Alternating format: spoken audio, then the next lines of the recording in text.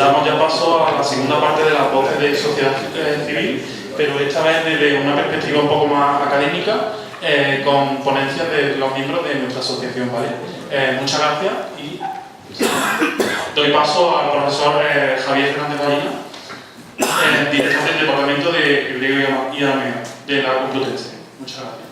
Gracias a ti, a ustedes, a los organizadores, por tanto y este buen día que estamos, ¿verdad? Que estamos tratando de llenar de un contenido que resulte positivo y además esperanzador como esperamos, ¿no?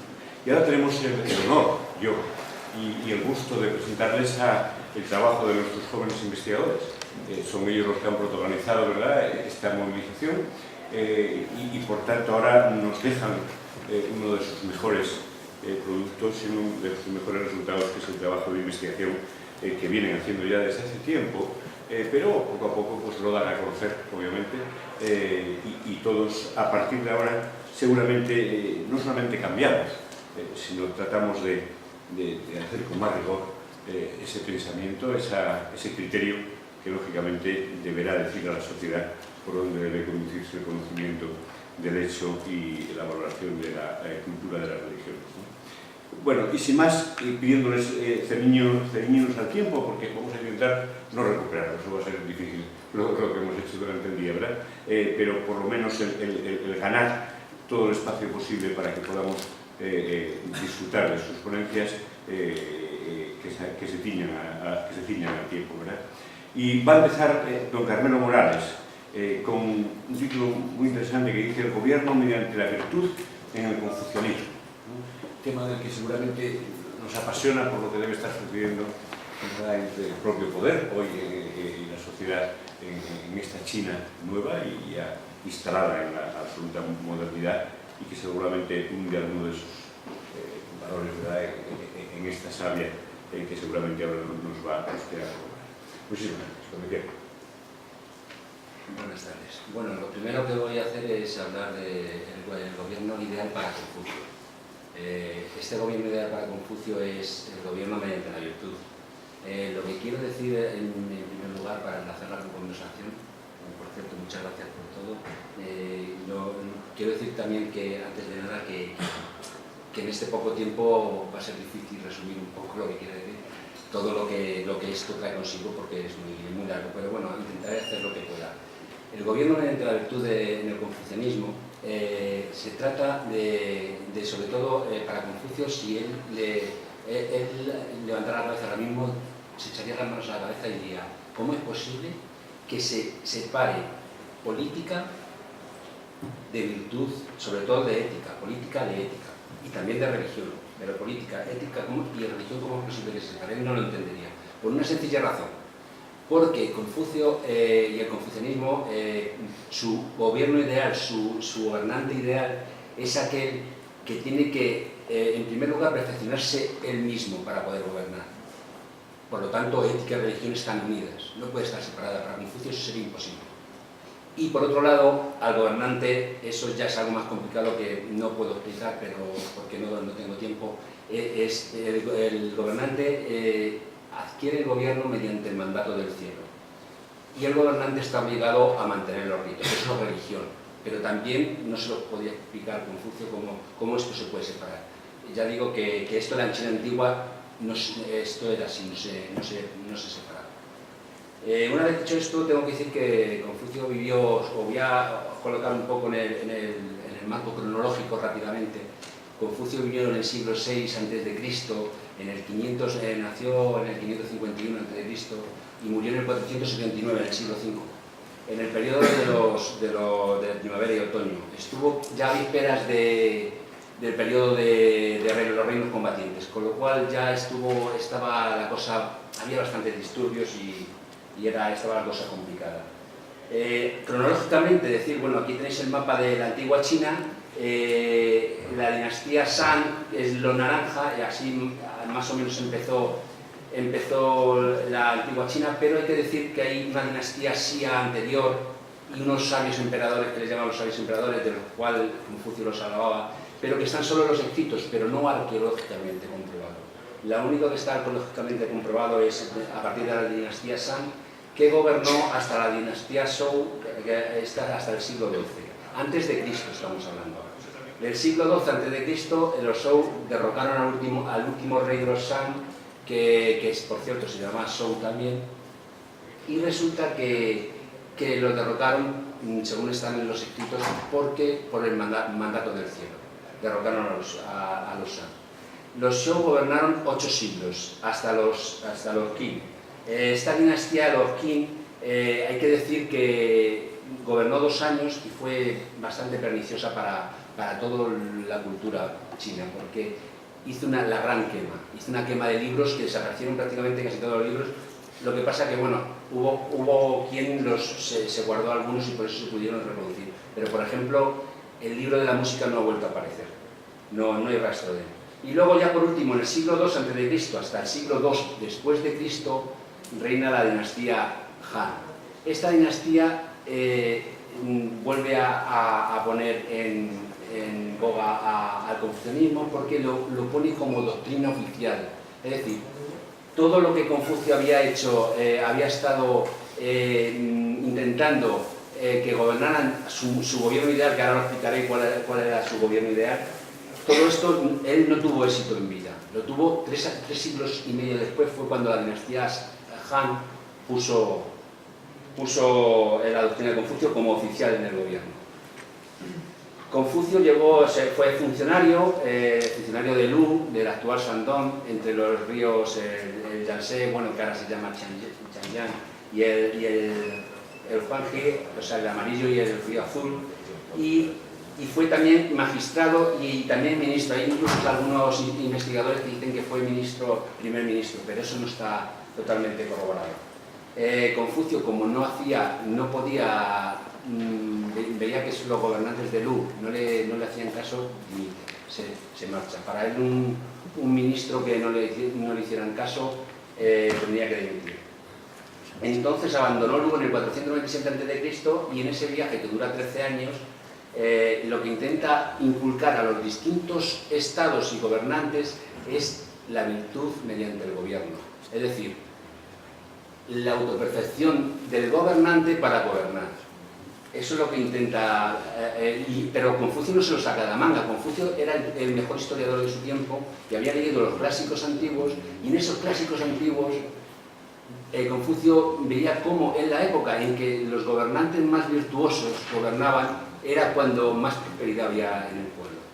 Entonces él, a base de leer a los sabios emperadores que habían gobernado mediante la virtud, de alguna forma se dio cuenta que prosperidad y virtud iban unidas.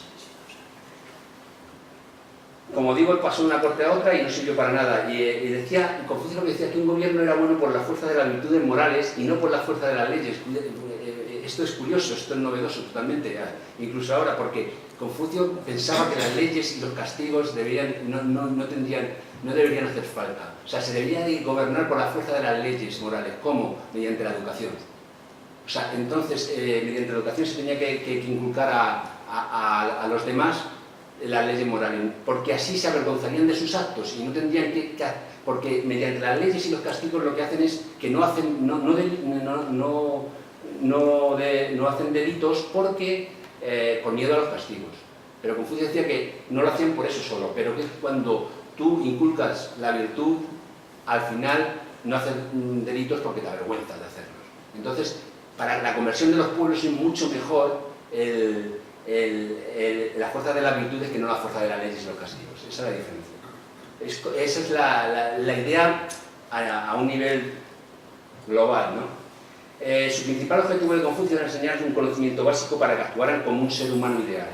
A sus alumnos lo que Confucio intentaba es que fueran un chunsu, es decir, un hombre superior, que llamaban un noble, hombre superior, dependiendo de los textos. El I Ching dice noble, pero se habla también de hombre superior. El hombre superior es aquel, no el hombre perfecto, sino aquel que intenta buscar la perfección. Entonces intentaba que sus alumnos llegaran a eso. Pero como también Confucio se dio cuenta que el mayor modelo para seguir era el gobernante, que el gobernante era el que más tenía que dar ejemplo de todos. Entonces, pues lógicamente llegó a la conclusión de que el gobernante es el que primero que tenía que autoperfeccionarse como persona. Entonces, como dice aquí, el gobernante es el mayor ejemplo para el pueblo. Si el gobernante alcanza la virtud, todo el pueblo se convierte. Ya como he dicho antes, 3 siglos y medio después de su muerte, el Imperio Han puso en práctica su doctrina. Voy a leer rápidamente y a explicar rápidamente textos escritos del confucianismo, como son, por ejemplo, La Gran Enseñanza o La Gran Ciencia, se llama este libro, que lo escribieron sus alumnos. Y dice así: los antiguos, para gobernar sus reinos, primero ponían en orden su propia casa. Para poner en orden su casa, antes se perfeccionaban ellos mismos. Para perfeccionarse ellos mismos, en primer lugar, rectificaban su corazón. Para conseguir esto, hacían previamente sinceros sus pensamientos. Y para hacer sinceros sus pensamientos, alcanzaban antes el máximo conocimiento. El máximo conocimiento reside en la investigación de las cosas. Luego, hay un texto seguido a este que viene a decir que la investigación de las cosas, alcanzando la investigación de las cosas, se alcanza el máximo conocimiento. Alcanzando el máximo conocimiento, se hacen sinceros los pensamientos. Al hacerse sinceros los pensamientos, se perfecciona uno. Cuando uno se perfecciona, su casa está en orden, y cuando su casa está en orden, el gobierno se puede reinar, se puede gobernar. Esto, si al final lo resumes, quiere decir, para gobernar te tienes que perfeccionar a ti mismo. La Gran Enseñanza, también el mismo libro, dice, desde la persona más noble a la más humilde, todos tienen el deber de mejorar y corregir su propio ser. Es decir, no pueden, sino deben, es una obligación el perfeccionarse a sí mismo. En el capítulo 4 de la Gran Ciencia dice: ¿no sería más eficaz lograr que fueran innecesarios los juicios? Esto es lo que estaba explicando antes. Confucio pensaba que era mucho más eficaz gobernar por la virtud. Dice: resultaría más provechoso dirigir nuestros esfuerzos a la eliminación de las inclinaciones perversas de las personas. Esto mediante la educación, lógicamente. Y en el capítulo 9 dice: Yao y Shun, que fueron dos sabios emperadores que él admiraba mucho, gobernaron con amor y el pueblo los imitó. Dice: Ye y Shou, que era el último rey de la dinastía San, dice: gobernaron con violencia y el pueblo también los imitó, en el capítulo 9 de la Gran Enseñanza. ¿Qué quiere decir? Lo que he dicho antes, que el gobernante es el modelo, pero tanto para bien como para mal. Es decir, un gobernante corrupto puede hacer que el pueblo se hunda en el caos.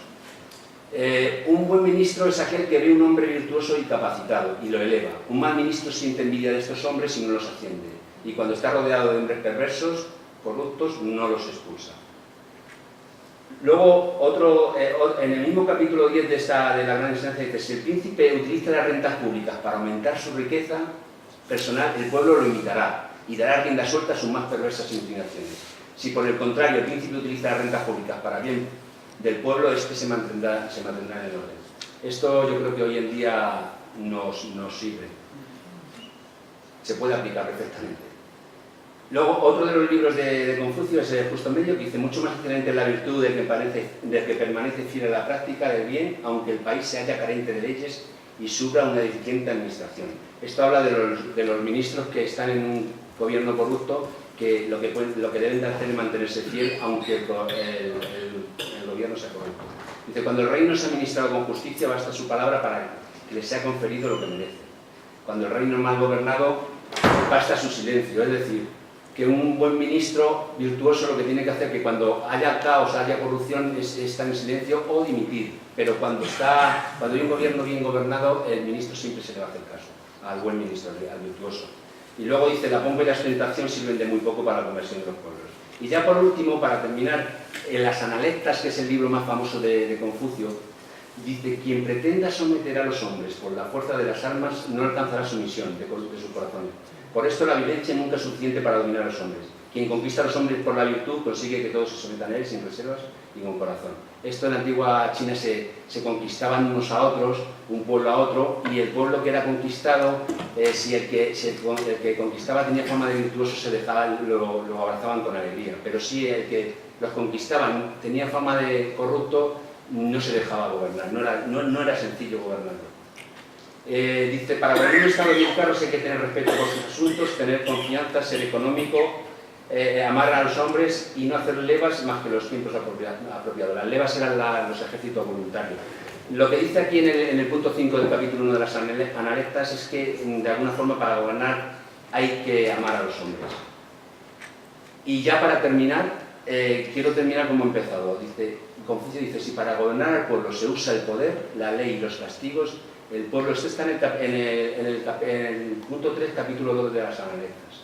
Si para gobernar al pueblo se usa el poder y la ley y los castigos, el pueblo se comportará bien con miedo, pero no se avergonzará de su mala conducta.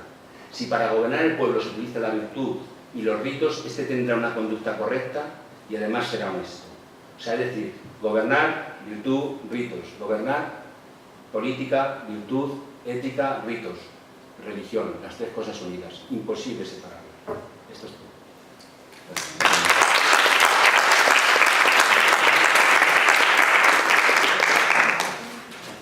Muchas gracias, Carmelo. Los clásicos siempre están ahí, ¿verdad? No solo con su sabiduría, sino seguramente con el acicate que nos permite leerlos con toda su potencia. Y ahora toma la palabra, cuando pueda y quiera, don Javier Carrera, que nos habla sobre las nuevas espiritualidades entre la posmodernidad y el neoliberalismo. También con este tiempo de recuerdo. Gracias.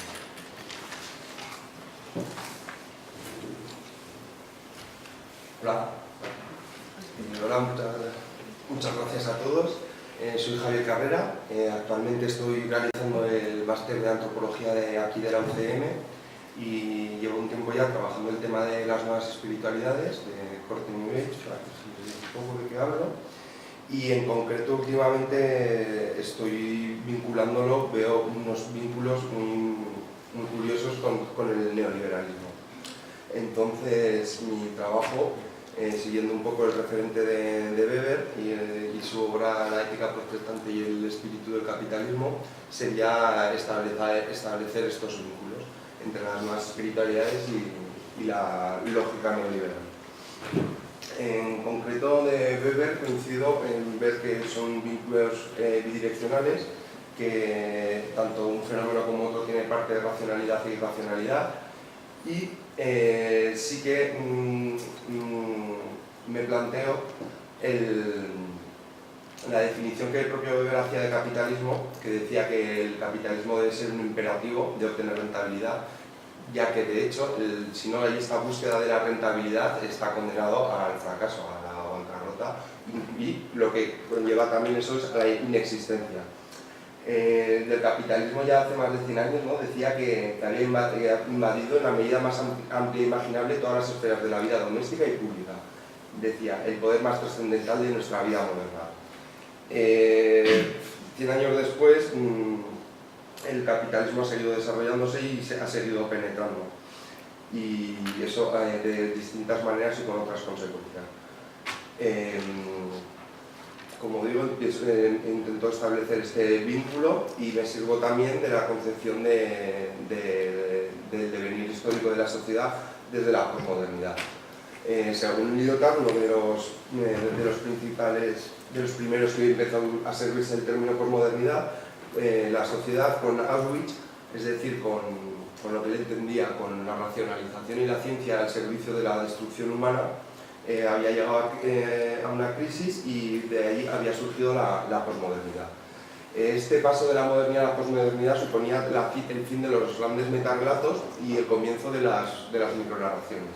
Con metarrelatos quiere decir relatos que dan una explicación total de todas las esferas de la vida, como podían ser la religión, que ya venía en declive en la modernidad, pero también de la razón, de la ciencia e incluso los totalitarismos. De esta quiebra de los grandes relatos se dieron unas condiciones obviamente de posibilidad. En el caso español es muy obvio, ¿no? De la fractura con el catolicismo como discurso hegemónico unido al régimen, pero también con una crisis de la medicina incluido. Ante esto pues, surgieron nuevos discursos como puede ser el de las nuevas espiritualidades. Un ejemplo, por ejemplo, de lo que estoy hablando de los microdiscursos lo vemos en las ciencias sociales, ¿no? Cuando se habla de segunda modernidad, modernidad líquida, sociedad de consumo, del riesgo, todo este sinfín de conceptos para retratar la sociedad. Las propias espiritualidades tienen una explicación New Age, que de hecho New Age quiere decir nueva era y era de Acuario, ¿no? Y explican estos cambios en función de cambios astrológicos. Una de las características de la posmodernidad es la difuminación de fronteras. Fronteras obviamente modernas que se habían construido, sobre todo en la ciencia, muy obsesionada por taxonomizar la realidad. En las nuevas espiritualidades hay un gran problema en la delimitación, donde pones el límite para estudiar un fenómeno tan abierto, con tan poca tendencia hacia la frontera. Y de hecho hay una frase que me gusta mucho de Mónica Cornejo que dice: hoy en día uno puede encontrar en internet, en cualquier idioma, una dieta ayurvédica recomendada por un chamán converso al budismo que tiene un blog Feng Shui y se gana la vida como formador de mindfulness, aparte de alguna sanación chamánica cuando surge. Obviamente la delimitación es muy dificultosa. De la creencia de la crisis de la racionalidad instrumental, escuela de Frankfurt, ¿no? Aparecen otras formas de creencias, como por ejemplo las espirituales en lo sobrenatural, ¿no? En energías universales. Aunque la posmodernidad muchas veces se entienda como una superación de la modernidad, cosa que hay una intencionalidad en eso, no es la superación completa. No se puede construir por contraposición a la modernidad, porque en una parte tiene, y esto es una de sus paradojas y contradicciones, tiene continuidades y en otra tiene rupturas. De hecho, una continuidad y ruptura muy importante es la hipermodernización, por lo nuevo, la búsqueda de lo nuevo y lo novedoso, la moda incluso podría entrar en esto. Y también que se vincula con una reactualización continua de la tradición. Las propias espiritualidades, tenemos ahí un ejemplo de todo esto, ya que se nutren en gran medida de saberes tradicionales, pero son redefinidos, incluso a veces son redefinidos y explicados con cierta cientificidad. De hecho, yo he mantenido el término nuevas espiritualidades porque es un término nativo que los propios usuarios utilizan, pero aunque hayan surgido como tal hace ya más de 50 años, sigue construyéndose a sí mismo como algo novedoso y me parece relativo e importante.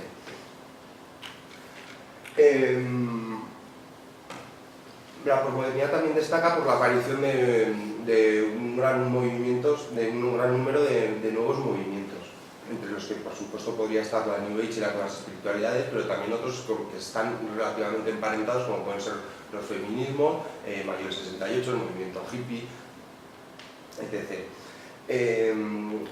Sí que hay estudios que estudian las espiritualidades desde la perspectiva del mercado de las religiones globales, es decir, de alguna manera entienden como que hay una pugna en la actualidad por las diferentes confesiones religiosas por llegar al cliente. Y en muchas de las confesiones tradicionales están sufriendo muchos cambios, dicen que a raíz de esto, de este adecuarse a la clientela, entre comillas.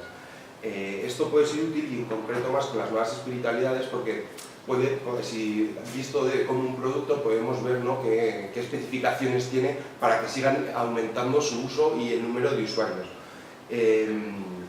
Como por ejemplo lo que hemos visto, el poder que se atribuye a la persona.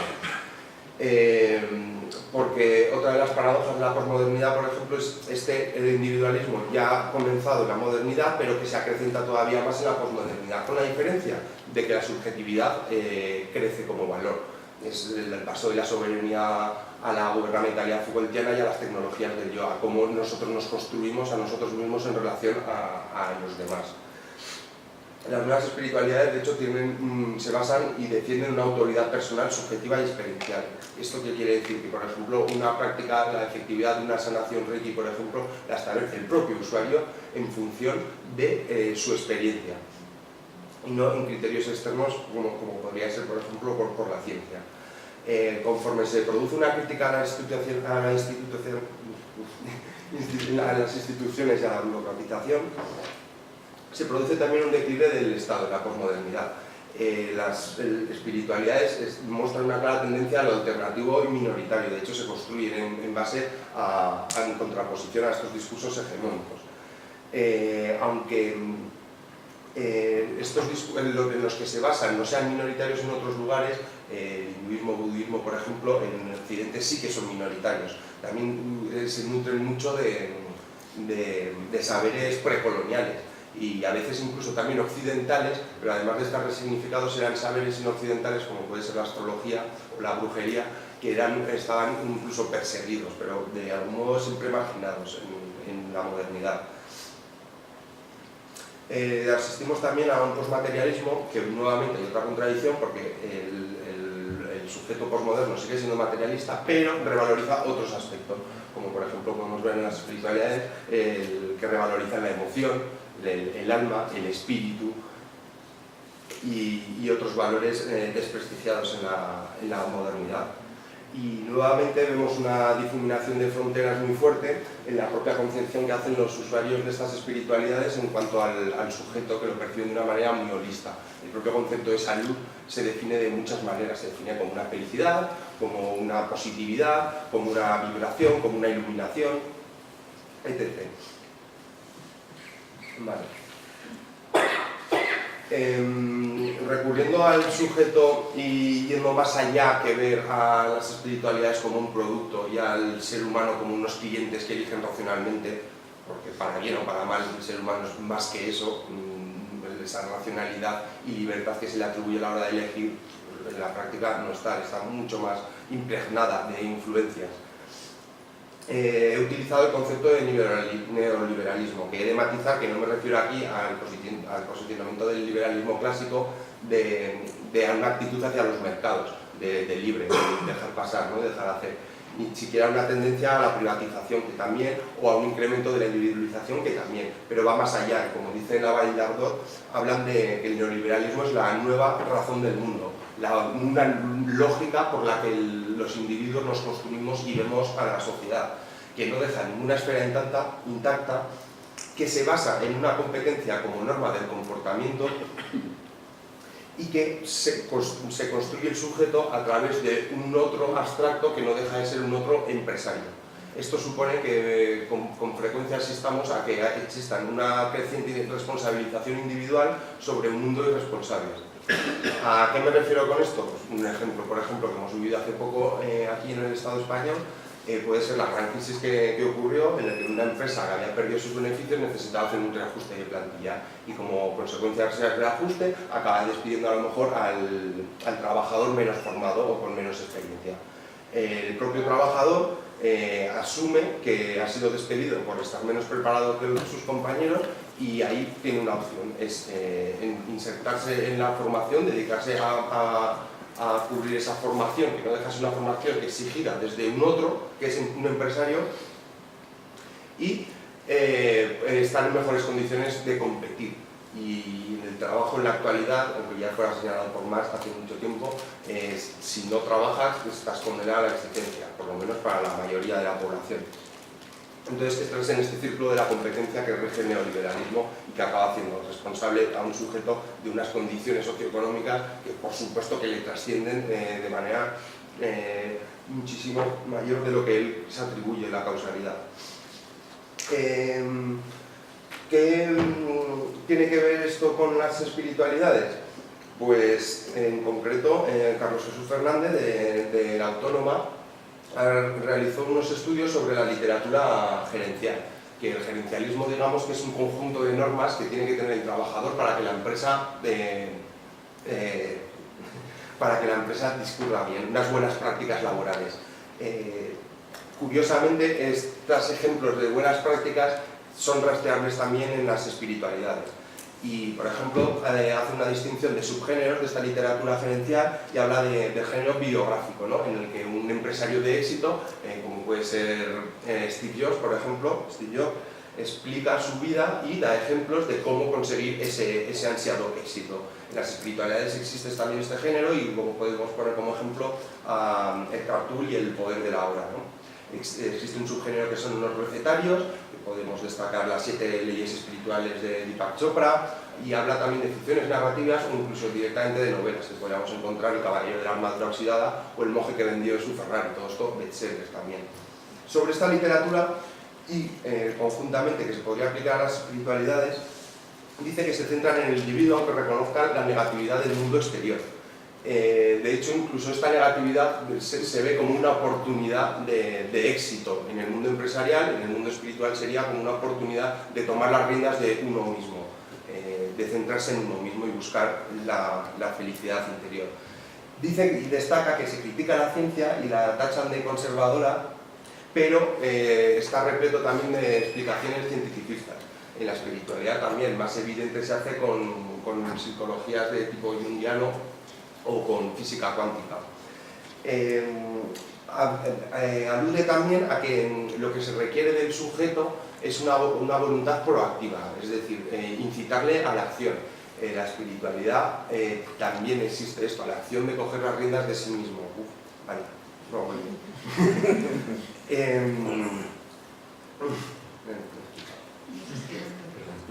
No, vale, sí.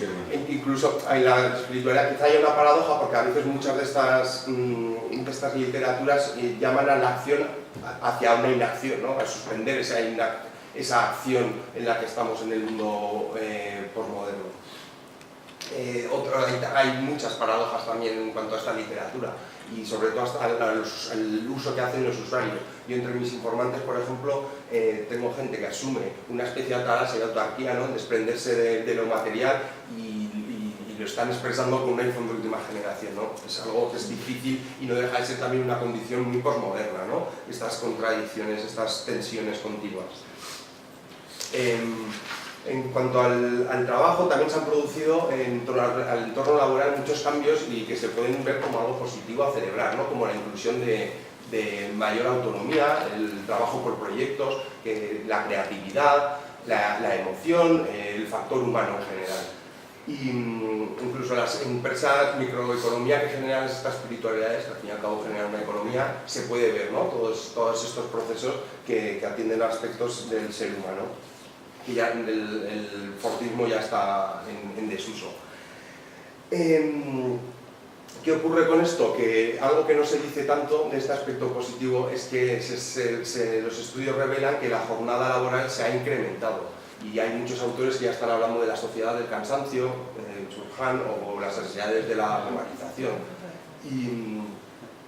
Y esto supone porque el trabajo que suponen tanto la literatura gerencial como las espiritualidades no deja de ser, también proponen un trabajo sobre uno mismo, que no es una desatención, es un trabajo sobre uno mismo que, influenciado por estas lógicas manageriales y neoliberales, el propio sujeto se acaba convirtiendo en una empresa de sí mismo. Supongo que ya habéis escuchado alguna vez: tú eres tu propia marca. Eso es, tú eres tu propia empresa, tú te construyes como una empresa hacia un otro. Esto implica que algo que puede ser positivo pueda tener unas consecuencias no tan evidentes, como puede ser esta idea de triunfar, que en las espiritualidades no sería un triunfo, pero sí que sería un triunfo de estar bien, ¿no? De obtener una felicidad o encontrar un verdadero yo. ¿Qué tienen en común estas metas? Que estas metas son abstractas, no dejan de ser construcciones, no hay un límite que tú ya digas, ya llegaba al triunfo. No, porque el ser humano siempre puede más, y ahí es donde está el dispositivo que habla en la Vaniddardo del rendimiento goce. Como el ser humano siempre puede dar más, la lógica neoliberal integrada puede ser muy peligrosa porque siempre podremos dar más. Y esto, desde esta lógica, el cuidado de uno mismo también puede generar esto.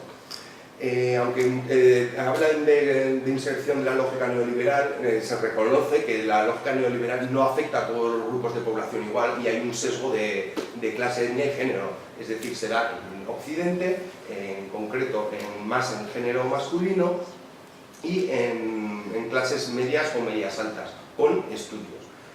Para las espiritualidades, no sé lo que esto también existe, desde fuera de ellas se cree que es a gente sin estudios y es todo lo contrario. De hecho, Mónica Cornejo sitúa eso, mujeres de mediana edad, el perfil típico, y con estudios, incluso con estudios avanzados. ¿Qué supone esto? Pues supone que se produce un sesgo, que no hay alguien que esté, una mente pensante que esté produciendo un sesgo, pero obviamente los usuarios que se adscriben a este tipo de ideologías, tanto el neoliberalismo como las espiritualidades, corresponden a un grupo poblacional bastante concreto. ¿Qué ocurre? Pues que al fin y al cabo piden una resiliencia, ¿no? Piden una proactividad sobre uno mismo, de que ver de una crisis una posibilidad de cambio. Y estas posibilidades de cambio, además de que se nutren de una educación previa, también se nutren de unas unas condiciones objetivas, como por ejemplo el trabajador que nombraba despedido tiene más fácil de poder ser proactivo o de poder ser feliz si tiene un capital cognitivo que le pueda llevar a diferentes opciones o incluso un capital directamente financiero. Así que viendo un poco y haciendo una recapitulación rápida de todo lo que hemos visto, las espiritualidades, que sobre todo desde la posmodernidad hemos visto como suponen unas nuevas formas de entendernos y construirnos desde el individuo, cosa que supone una autonomía y no una dependencia del saber experto. Generan una diversidad, una manera diferente de ver el mundo, holista. Muchos creemos, en los que me incluyo, que es mucho más acorde con el potencial humano verdadero, y también proponen diferentes sociabilidades. Que no son tendentes, que no tienen tendencia a la jerarquía y tienen tendencia hacia la horizontalidad. Que por contrapartida y de muchos de estos aspectos, pues que las espiritualidades como el neoliberalismo se centran en el sujeto individual y después se preocupan de la sociedad. En concreto, ¿qué puede suponer, pues, por ejemplo, las espiritualidades? A mí mis informantes, cosa que llega a ser algo crueles consigo mismas, llegan a ser bastante crueles esta lógica consigo mismas, me contaban que una forma de fomentar el cáncer puede ser la no manifestación de emociones. Cosa que no digo que no sea verdad, no soy científico ni es mi labor corroborarlo, pero obviamente sabemos ya que hay muchísimas otras cosas que generan cáncer y que trascienden al ser humano individual, y se meten ya directo en la política, ¿no? Como información sobre alimentos, reducción de emisiones de CO2, es decir, que estas lógicas se centran tanto en el individuo y anulan de una cierta manera una crítica social y a veces la carga acaba repercutiendo en los mismos. Otra consecuencia puede ser eso, a una sociedad ya agotada que ha incrementado su rendimiento y sus horas laborales, se le procura un trabajo de sí mismo, es verdad que es sobre sí mismo, pero no deja de ser un trabajo y un desgaste. Como consecuencia de mayor autonomía y mayor empoderamiento, pues también está la ansiedad de la libertad, es una consecuencia. Obviamente, si tú eres más escéptico con el conocimiento experto de un médico, pero también de un pastor, es más probable que estés inseguro ante tu porvenir. Y por último, estos sesgos que requieren de unas ciertas características de la población y que hacen que estas lógicas sean en cierto sentido un poco exclusivas. Y como digo, estoy trabajando en este momento sobre esto, así que agradeceré cualquier aporte y muchas gracias por escucharme.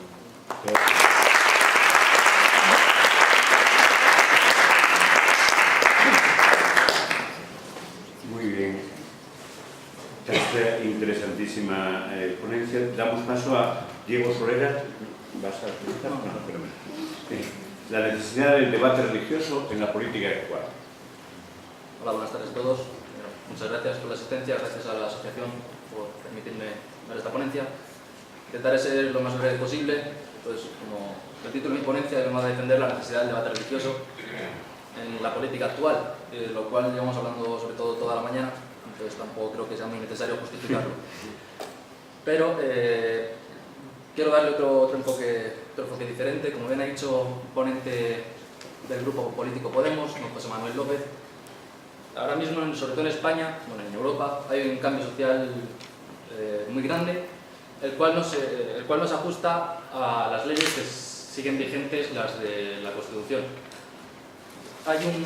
Yo creo que hay un pequeño detalle que se le ha olvidado, y es que para que se adapte tanto ese ámbito legislativo al real, es necesaria la filosofía. En toda la mañana no he escuchado que sea necesaria para la filosofía, y creo que es algo indispensable para cualquier tipo de debate.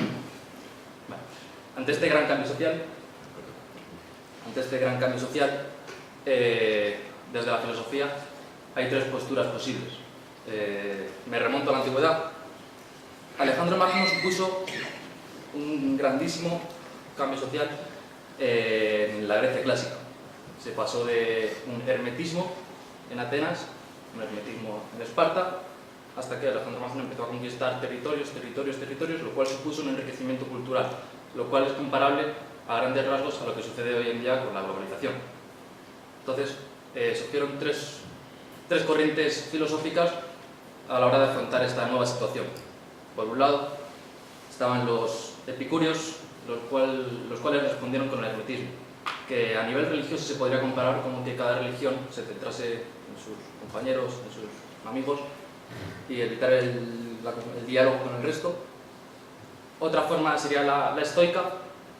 Los estoicos abogaban por todo lo contrario, un universalismo, es decir, ampliar mis creencias religiosas al resto. Y por última, la más conflictiva tal vez, la escéptica. La escéptica, ¿cómo respondía? Mediante la duda, mediante la epogea, mediante la suspensión del juicio. Y esa es la que vengo a defender yo hoy aquí, la posición escéptica. Hagamos un repaso muy general sobre el escepticismo en Grecia el Antiguo. Trataré de que sea un discurso simplificado, que no simplista. Entonces, ¿en qué se basa el escepticismo? Cuatro conceptos muy básicos. Uno que ya hemos visto, la epogea, que es la suspensión del juicio sobre aquello. El segundo, skeptomai, que es el término griego del cual proviene la corriente escéptica, que significa mirar cuidadosamente, es decir, investigar. El tercero, pacema, que pacema se podría traducir como una sensación de la cual no puedo dudar, indubitable. Y por último, la ataraxia. La ataraxia es como ellos entienden la felicidad. Ahora bien, el escepticismo se caracteriza por la ausencia de dogmas. Entonces, los aquí presentes se podrían preguntar si no es contradictorio esta corriente escéptica con el hecho de adoptarla frente al debate religioso, que la religión se define en sí misma por aceptar dogmas. No, para nada. En la modernidad surgió una corriente dentro de la corriente escéptica que se conoce como fideísmo. Fideístas que se ven así rápido a la cabeza, Malebranche o Pierre Bayle. ¿Cuál sería el discurso fideísta dentro del escepticismo? Vale. Si el discurso escéptico sería dudar de todo aquello que no sea un pacema, incluso de aquello que lo produce, incluso de aquello que produce ese pacema, esa sensación, tengo que dudar de ello. Lo que no puedo dudar es de la sensación que yo tengo, lo cual conlleva la ataraxia. Y la ataraxia, recordemos, es felicidad. Pero esto no implica dejar de investigar. La duda es necesaria para la investigación. El debate lo que implica es investigación, y para ello es necesaria la duda. Si vamos a hacer un foro de debate, si yo no dudo de mis ideologías o de mis conceptos, el debate es absurdo, no vale para nada. Venimos aquí cada uno a dar su idea y fuera, pero eso no es debate, es otra cosa. El fideísmo, en cambio, da un ligero cambio. ¿En qué se basa? En partir de la existencia divina. ¿Por qué? Porque es un pacema. Parte de la existencia divina como pacema, como única fuente de conocimiento que elige el resto. Y dudar de aquello que no sea una sensación. Una sensación indubitable producida por un ente superior. A partir de ahí se deben interpretar las Sagradas Escrituras. Ahora bien, he dicho de la existencia divina, no de la esencia. Es importante eso. ¿Por qué? Porque yo lo que tengo que hacer es dudar de todo aquello, excepto de la sensación. Yo tengo la sensación de que hay una existencia divina, la existencia de un ente superior a mí, pero no sé cómo es. Ahí ya tengo que acudir a las Sagradas Escrituras, la revelación, sea la religión que sea, pero dudar de aquello en función de esa sensación que yo he tenido. Esto es completamente distinto de otra forma de enfrentarse a las Sagradas Escrituras, que es la racionalización de ellas. Es decir, una forma es razonar a partir de las Sagradas Escrituras, la Biblia, por ejemplo, la Torá, el Corán, y otra muy distinta es tratar de racionalizarlas. ¿Por qué abogo yo por la racionalización a partir de las Escrituras? Porque entiendo que la existencia divina, el ente superior, es hibris, es la limitación, es precisamente aquello que es superior al humano. Y por el contrario, la inteligencia, el raciocinio, es propiamente humano. Si yo aplico las categorías intelectuales humanas a la existencia de un ente superior, estoy cometiendo una barbarie, porque trato de concebirlo a partir de mis propias coordenadas cognitivas. Por ello, yo defiendo la racionalización a partir de esa sensación de la cual no puedo dudar. Ahora nos metemos en un tema complicado. ¿Por qué? Porque las Sagradas Escrituras necesitan una exégesis, una interpretación, una hermenéutica. Se contradice, hay que asumirlo. Las Sagradas Escrituras tienen contradicciones internas, entre ellas incluso de la misma religión. Por ejemplo, en el Corán, en la Sura 8, el versículo 7, afirma: exterminad al incrédulo hasta el último de ellos. Por el contrario, en la Sura 5, versículo 32, afirma que matar a una sola persona es como matar a toda la humanidad. En la Biblia, por ejemplo, Mateo 22, versículo 21, o en Lucas 20, versículo 25, afirma Jesucristo: dad al César lo que es del César y a Dios lo que es de Dios. Por el contrario, San Pablo en su carta a los Romanos, capítulo 13, versículo 1, afirma que no hay autoridad que no venga de Dios. Por un lado, Jesucristo me está separando religión y política, se ha comentado esta cita, de hecho antes no lo recuerdo exactamente quién, y por otra San Pablo me está afirmando que no hay autoridad que no venga de Dios, o sea, liga necesariamente la autoridad política de alguien. La Torá, otro ejemplo, en el Génesis 8, versículo 21, dijo Yahvé en su corazón: no volveré más a maldecir la tierra por causa del hombre. Sin embargo, 11 capítulos más tarde, en el 19, relata la destrucción de Sodoma y Gomorra porque no encuentra hombres justos. Estas son aparentes contradicciones que necesitan de una hermenéutica, de una exégesis, y ello solo es posible a través de la filosofía, única y exclusivamente a través de ella. Y el debate, esta hermenéutica necesita un concepto que maneja Pierre Bayle, tanto en su obra Pensamientos diversos sobre el cometa como en su diccionario histórico-crítico, que es el concepto de falibilidad. Y creo que es esencial a la hora del debate, de cualquier debate, pero propiamente hablando del debate religioso. ¿Qué quiere decir rápidamente el concepto de falibilidad? Muy simple. Es tener la consciencia de que yo tengo una creencia la cual puede ser falible, puede ser errada, la duda. Eso no quiere decir que yo soy un relativista, ni quiere decir que no esté de acuerdo con lo que piense ni con mis creencias, ni que la religión en la que yo profese, o el ateísmo que yo profese, no rija mi vida, sino de que yo sea consciente de que puede ser falible. En el momento en que yo soy consciente de que eso es falible, acepto las críticas de otro. Por eso yo defiendo el debate entre las religiones, sobre todo de las tres del libro, de las tres abrahámicas, que son tres religiones que parten prácticamente del mismo libro, que afirman la existencia de un único Dios, pero sin embargo que la esencia de ese mismo Dios es completamente antagónica. Completamente antagónica. Lo que necesitan estas tres religiones ahora mismo, en la política actual, viendo toda la globalización, viendo toda el enriquecimiento mutuo cultural que tienen las tres, es precisamente ese debate. Y para ello necesitan la falibilidad. Si esta mañana aquí, en la mesa redonda que ha sido, me ha encantado, que estaban los 5 representantes de 5 religiones distintas, si fuesen con una actitud de prepotencia, porque ellos tienen la verdad absoluta y nadie les va a corregir, lo que estamos haciendo aquí es absurdo, es inútil, inválido. Necesitamos este concepto de falibilidad que maneja la Iglesia. Y ya, para ir acabando, este concepto de falibilidad lo recoge Carlos Frankel. Carlos Frankel es profesor actual de la Universidad de Montreal, el cual tiene un libro, una obra, en la cual relata viajes diferentes hacia Palestina, Macassar, Extreme Mills, Brasil o las tierras mojadas. ¿Cuál es la labor de este profesor de filosofía? Bueno, pues precisamente lo que hace es poner en duda las creencias de las personas que viven en esos países. El título de la obra es Enseñar Platón en Palestina. Yo creo que puedo suponer que es un poco de intención de marketing, ¿no? Pues ahora mismo Palestina es lo más conflictivo, o una de las cosas más conflictivas que hay, y eso pues vende, ¿no? Pero eso no quita el mérito de este profesor. Este profesor pues acude a las diferentes academias de filosofía y debate con alumnos de la carrera de filosofía. Y lo cual es muy interesante porque no solo consigue poner en duda aquello en lo que ellos creen. Pues no recuerdo un ejemplo en particular, ¿no? Pero eran como tradiciones que habían ido acogiendo los jóvenes, incluso jóvenes que no creían ya en esa religión o que no la profesaban, pero acuñaban sus tradiciones por el simple hecho de ser tradición. Carlos Frankel lo que hace es ponerlo en duda, pero no solo eso, sino que esos alumnos ponen en duda las propias creencias de Carlos Frankel. ¿Por qué? Porque al fin y al cabo Carlos Frankel, estadounidense, pues tendrá sus propios prejuicios.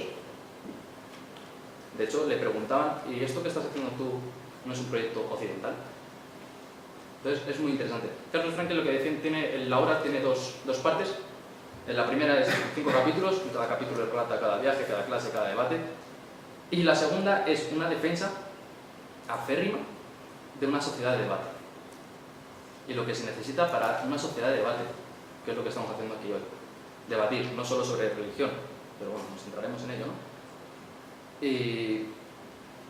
Y destacando ya por última vez, es esa sociedad de debate, ¿no?, basada en el concepto de falibilidad que maneja Thierry.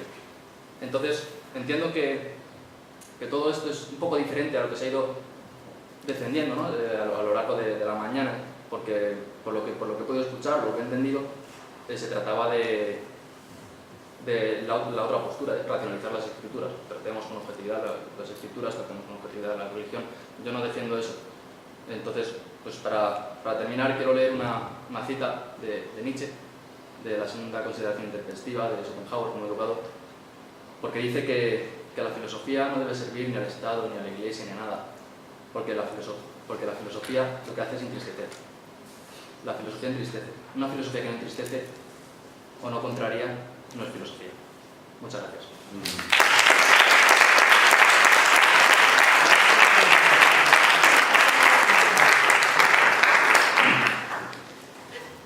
Muchas gracias. Ahora que lo dices, debe haber más filósofos tristes que alegres. Dice eso, alguno también era alegre.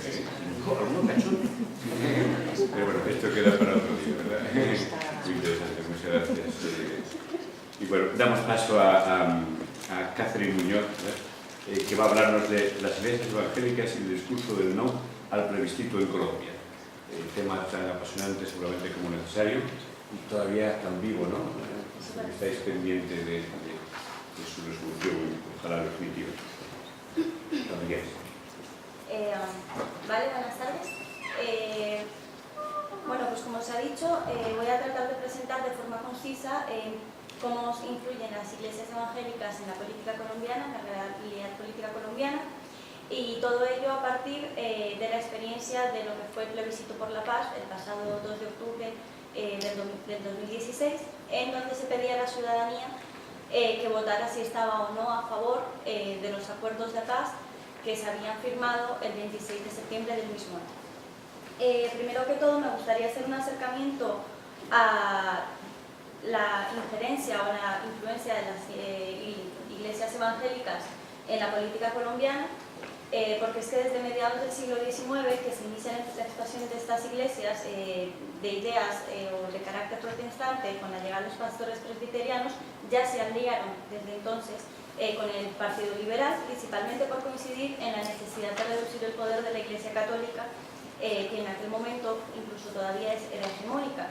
Durante los años de la violencia, que fue a partir de 1948 hasta 1958, en Colombia, conservadores y liberales se debatían en una guerra política y bélica en la que los protestantes pagaron muy cara su alianza con los liberales, pues la oposición les tomaba como comunistas. Así que terminaron siendo también víctimas de quemas de casas, de incendios en los colegios evangélicos y demás. Ante este escenario y con la llegada también de las comunidades misioneras norteamericanas, las iglesias protestantes dieron un giro completamente a su discurso y se tornaron también anticomunistas. Este fenómeno de expansión de las iglesias evangélicas, por supuesto, no es propio de Colombia. En toda América Latina desde finales del siglo XVIII, pero muy mayormente desde la primera parte del siglo XX, se empiezan a expandir y tenemos, por ejemplo, las experiencias de Perú, de Ecuador, de Venezuela, de Brasil, de Guatemala o de El Salvador. Uno de los factores en los que se hace hincapié para dar cuenta del proceso expansivo de las iglesias, en Colombia por lo menos, tiene que ver con este proceso de transformación de la Colombia rural a la Colombia urbana, a la Colombia industrializada. Será en ese espacio de individualismo, de anonimato, en que mucha población tiene que migrar hacia la ciudad, en que las iglesias evangélicas empezarán a tener un correlato que suplirá las necesidades espirituales de todas aquellas personas, hijos de modelos de relaciones comunitarias que se sienten perdidos en la ciudad o que se sienten perdidos incluso dentro de sus espacios rurales. Estas iglesias evangélicas crecerán en aquellos espacios, como podemos ver, desprovistos de la acción del Estado.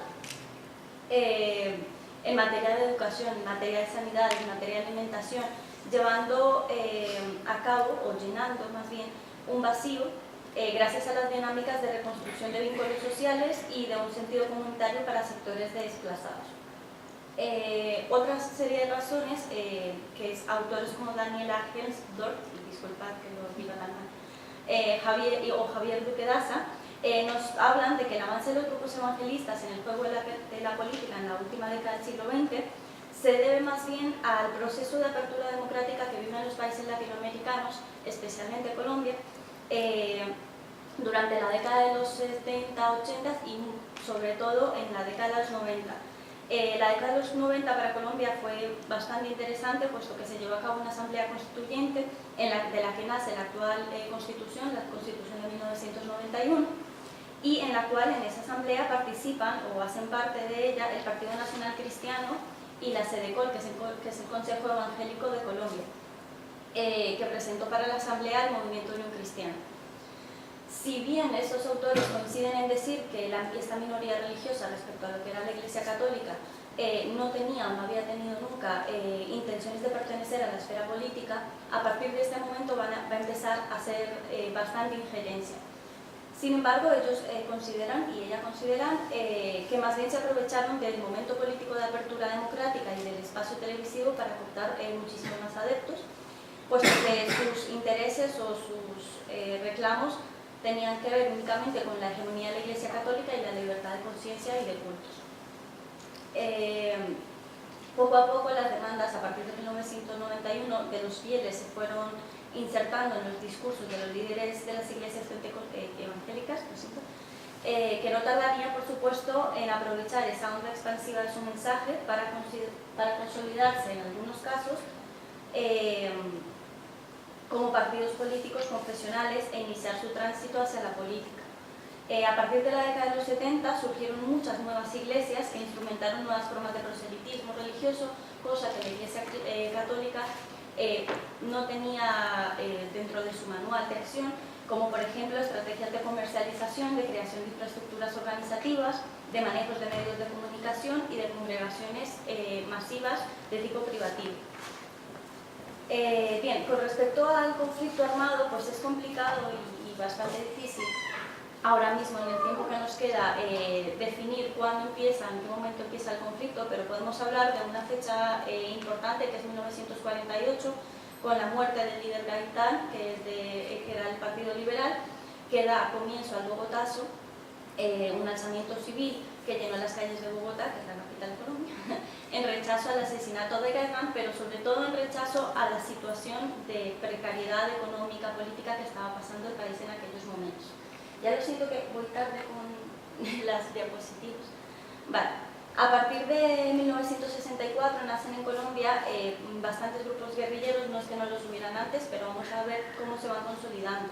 Tales como las FARC, el ELN, en los años 70 el M-19 o Movimiento 19 de Abril, en el 84 el Movimiento Armado Quintín Lamet de carácter indigenista, y a su vez pues, la acción del Estado ha sido históricamente represiva, agresiva, tanto con la población civil como con la injerencia de las guerrillas. Y a pesar de que se han llevado a cabo o intentado llevar a cabo 10 procesos de paz distintos, todos ellos han tenido siempre sus complicaciones y en un 80% de las veces el gobierno colombiano no ha respondido o no ha facilitado todas las condiciones para que se desmovilicen los grupos guerrilleros y bueno, en fin. Al calor de todo esto, de este conflicto entre el Estado y las guerrillas, han nacido también grupos paramilitares que por omisión o acción del Estado pues, han pervivido en muchos de los espacios rurales, más no tanto en los urbanos. Y al mismo tiempo, como no decirlo, Colombia se convierte en los años 80, sobre todo en el primer país exportador de cocaína hacia los Estados Unidos y Europa, negocio que favorece mafias a nivel local, regional, nacional e internacional, lo que conlleva, por supuesto, muchísima más violencia en la lucha por los territorios de cultivo y de producción.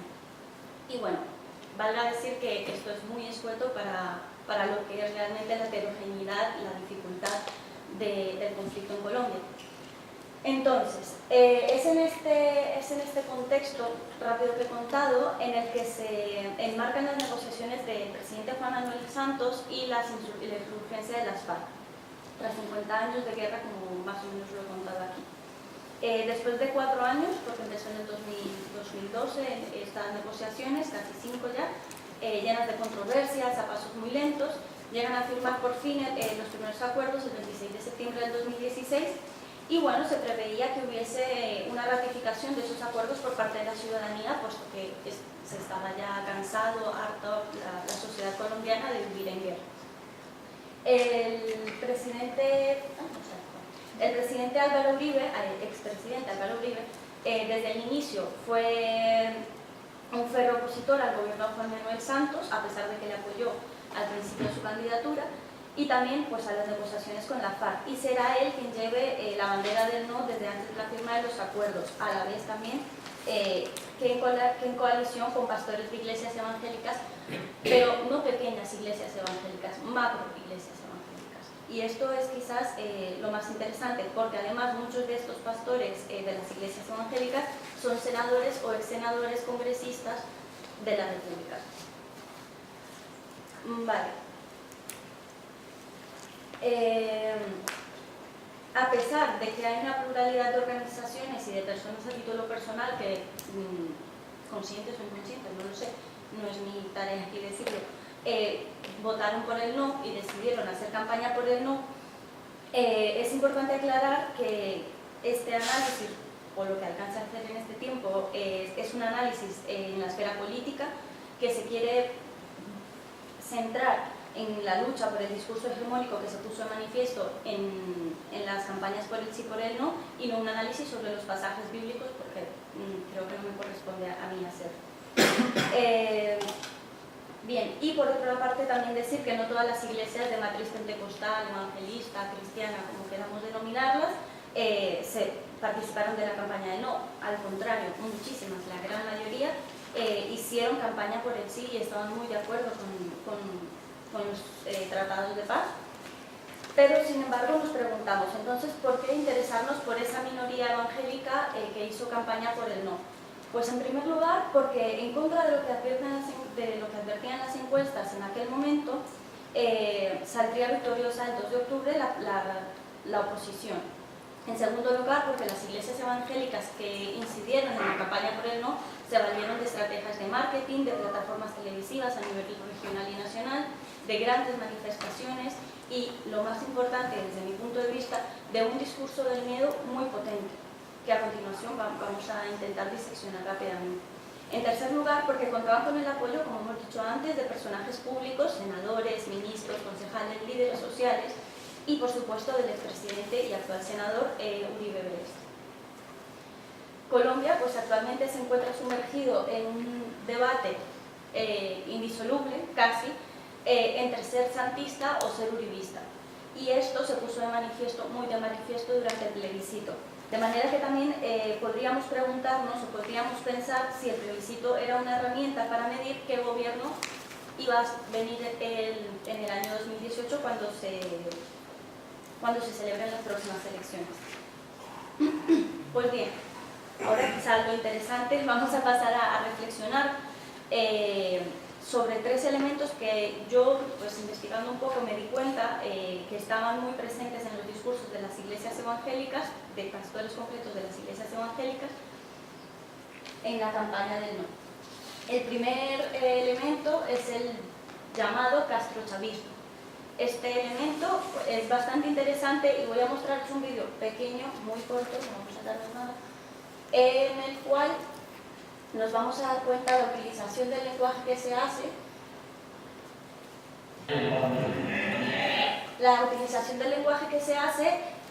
y las 3 o 4 cosas de este discurso del miedo del que os hablé anteriormente.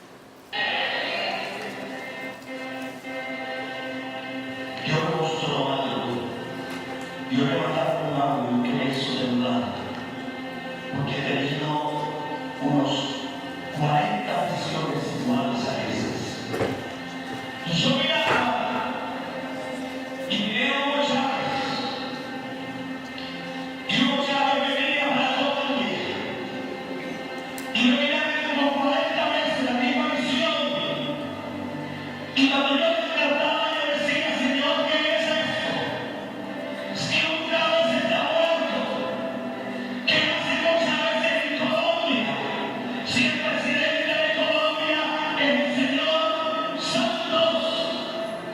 Y el de Venezuela es Maduro, que hace Hugo Chávez. Y de pronto el Espíritu Santo abrió mis ojos y me dijo, el que Hugo Chávez murió, pero no era el principado que tenía un tipo Hugo Chávez.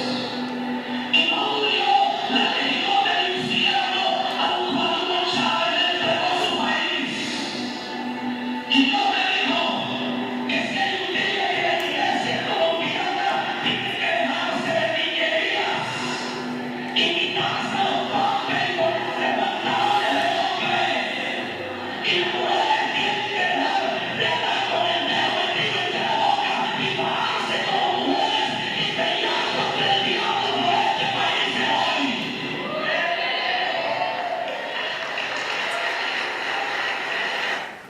Vale. Este es el primer elemento, el castrochavismo, que en Colombia tuvo bastante acogida no solamente en los vídeos por YouTube, no solamente por Twitter, sino en los medios de comunicación regionales, nacionales y casi a nivel internacional también. Por otra parte, hay otro elemento que es la Iglesia evangélica está en peligro. Una de las razones que se oponían para la ratificación de los acuerdos de paz es que el hecho de que el presidente Juan Manuel Santos tuviese facultades especiales para ratificar con fuerza de ley los acuerdos, se hiciera o no se hiciera el plebiscito, les daban elementos o el por qué dudar, y se atemorizaban estos líderes religiosos de que la iglesia cristiana, la iglesia evangélica fuera perseguida. Dice uno de ellos: vendrá la persecución a quienes se opongan a la implementación o la implantación de esos acuerdos. Cuidado con eso, nos dice el pastor en distintos vídeos. Dios no aparece en ninguna de las páginas del acuerdo. Y bueno, esto consideraban varios pastores evangelistas, que de no aparecer es que iban a eliminarlo completamente de la Constitución. Y por último, y quizás el que a mí me parece más importante de los elementos, porque fue además el que tuvo mayor acogida por la población, se hicieron marchas monumentales en todo el país. El 30 de septiembre, de hecho, se pidió hacer una vigilia, que fueron 2 días antes de la ratificación de los acuerdos, en todo el país, para orar por la familia, para orar para que saliera el no. Entonces, nuevamente, muy rápidamente, vamos a ver otro pequeño vídeo en el que esto se va a ver muy claro. El pacto de gobierno con las FARC tiene una indiscutible motivación ateo-marxista. Y cuando venga esta implementación en la perspectiva del inmediato futuro, las primeras víctimas de semejante atroz sistema seremos los pastores y seremos las iglesias. No nos llamemos a engaño. En tercer lugar, para ser breve y respetuoso con el tiempo, es evidente, amado de mi alma, no nos llamemos a engaño. Con todo mi cariño, los invito a que abramos los ojos.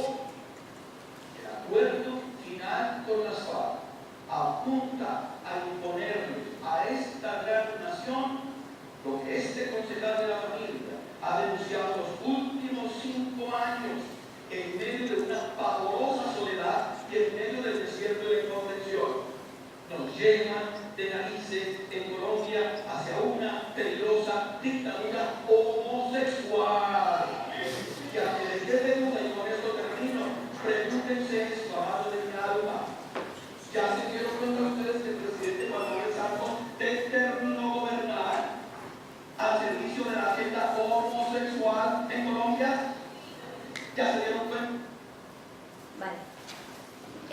Así, pues quiero terminar diciendo que, como podemos escuchar en estos vídeos anteriores, los 3 elementos mencionados se estructuran en el discurso dominante, un discurso del miedo en estas iglesias evangélicas respecto al plebiscito, y por supuesto desde parte de los líderes políticos conservadores, tales como Álvaro Uribe Vélez o el ex procurador Ordóñez. Edgar Castaño, presidente de la SEDECOL, que no se posicionó ni en favor del sí ni en favor del no, en los días anteriores a la firma y posteriores al declarar plebiscito, hizo una campaña por el no bastante fuerte, y en una entrevista nos dice: calculamos que cerca de 4 millones de evangélicos votaron, y entre ellos 1,5 o 2 millones lo hicieron por el no. Por esta razón, porque salió que no, algunos líderes religiosos de las iglesias cristianas se reunieron con el presidente Santos para conversar acerca de por qué habían votado que no y cuáles eran específicamente los temas con los que no estaban de acuerdo. Entre estos estaba la justicia para las víctimas, justicia para líderes de las iglesias que habían sido desplazados a causa de la guerra, y por otra parte la dichosa ideología de género. ¿En qué se basaba esta ideología de género? En los acuerdos de paz, las 297 páginas que tienen los acuerdos de paz, hay ciertas secciones en las que se especifica que el enfoque de género va a ser transversal a toda la implementación de los acuerdos.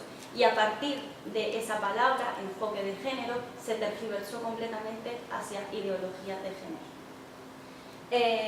Y nos dice el mismo pastor, Edgar Castaño: la mujer tiene todo derecho a ser dignificada, pero no debe desearse una equidad entre la mujer y el colectivo LGTBI. No metamos lenguaje simbólico que enrede el proceso. De manera que, bueno, yo venía aquí un poco a explicar esta situación por la que estamos pasando ahora, y si tenéis reflexiones al respecto o comentarios que hacer, pues por supuesto que me encantaría escucharos. Muchas gracias.